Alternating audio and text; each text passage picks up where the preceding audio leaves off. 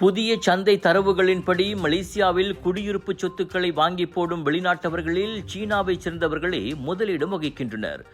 இவ்வாண்டின் முதல் 6 மாதங்களில் மட்டும் சீன நாட்டவர்களை உட்படுத்தி 834 மில்லியன் ரிங்கிட் மதிப்பில் 329 பரிவர்த்தனைகள் நடைபெற்றுள்ளன.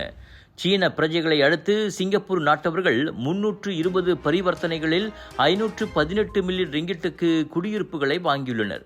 47 பரிவர்த்தனைகளை உட்படுத்திய 87 மில்லியன் ரிங்கிட்டுடன் இந்திய நாட்டு பிரஜைகள் 3ஆம் இடத்தில் உள்ளனர். இது வட்டார நாடுகள் மலேசியாவின் சொத்து சந்தையில் வலுவான ஆர்வத்தை கொண்டுள்ளதை குறிப்பதாக வீடமைப்பு ஊராட்சித்துறை அமைச்சர் ngா கொமிங் தெரிவித்தார்.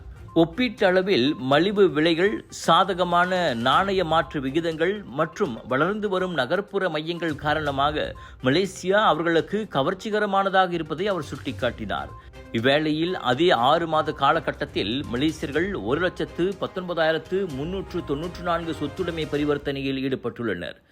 அது 47.47 பில்லியன் ரிங்கிட்டை உட்படுத்தியது என குறிப்பிட்ட அமைச்சர், உள்ளூர் சொத்துடைமை சந்தையில் இன்னமும் உள்நாட்டவர்களின் கையே ஓங்கியிருப்பதை இது காட்டுவதாக கூறினார். வெற்றிவேல் முருகனுக்கு அரோகரா. சமயம் சார்ந்த சொற்பொழிவுகளை கேட்க காத்திருக்கும் அன்பர்களா நீங்கள்? இதோ உங்களுக்காக சமய மாநாடு 2025 ஜொஹோர் குலுவாங் தமன் பெர்சாத்து ஸ்ரீ வேல்முருகன் ஆலயத்தில் சமய மாநாடு நடைபெற திருவருள் கூடியுள்ளது.